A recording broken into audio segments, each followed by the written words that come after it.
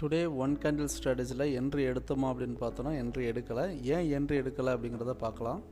நம்ம சூஸ் பண்ணியிருக்க ஸ்ட்ரைக் வந்து 23,900 CE 23,900 PE இந்த ரெண்டு ஸ்ட்ரைக்குமே சூஸ் பண்ணியிருக்கோம். ஃபஸ்ட்டு ஓப்பனிங்லேயே வந்து பார்த்திங்கன்னா புட் சைடில் நல்ல பையர்ஸ் தான் வந்துருக்குறாங்க. கால் சைடில் வந்து பார்த்திங்கன்னா ஃபஸ்ட்டு கேண்டிலே வந்து நமக்கு நியூட்ரலான கேண்டில்ஸ் தான், பையர்ஸும் இல்லை செல்லர்ஸும் இல்லை. அடுத்த கேண்டில் நல்ல செல்லர்ஸ் வந்துருக்குறாங்க.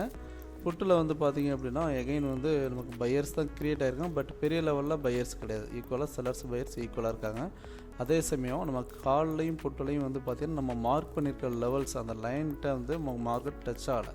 ஸோ அங்கே லெவல்ஸில் டச் ஆச்சுன்னா மட்டும்தான் நமக்கு என்ட்ரிக்கான செட்டப்ஸே வரும். ஸோ அதனால் நமக்கு இங்கே என்ட்ரி எதுவும் கிடையாது. இன்னொரு விஷயம், அது மட்டும் இல்லாமல் ஒன் சைடான வால்யூம் இருக்கணும். இப்போ ஒரு கால் சைடு வந்து பார்த்திங்கன்னா ஆஃப்டர் தட், அதாவது ஃபஸ்ட்டு 2-3 கேண்டிலுக்கு அப்புறம் நல்ல ஒரு வால்யூம் வந்திருக்கு. அது எப்படின்னா இது வந்து ஒன் சைடாக போகக்கூடிய வால்யூம் கிடையாது. அதே சமயம் இதில் இன்னொரு விஷயம், பெட்டரான விஷயம் என்னென்னா, ஒரு ரேஞ்சுக்கு மேலே மார்க்கெட் மூவ் ஆகிட்டு பெரிய லெவலில் மேலேயோ கீழே அதுக்கப்புறம் மூவிங்கில் சைடு வேஸாகவே முடிச்சுட்டாங்க. ஸோ நம்ம இது எல்லாம் இந்த சிம்டம்ஸ் எல்லாமே நம்மளோட வால்யூம்லேயே நம்மளால் ஈஸியாக ப்ரிடிக்ட் பண்ண முடியும்.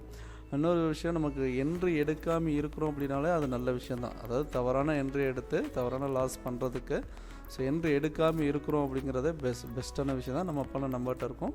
ஸோ நாளைக்கு வந்து ஒரு என்ட்ரியோட நல்ல ப்ராஃபிட்டோட மீட் பண்ணுவோம். தேங்க்யூ.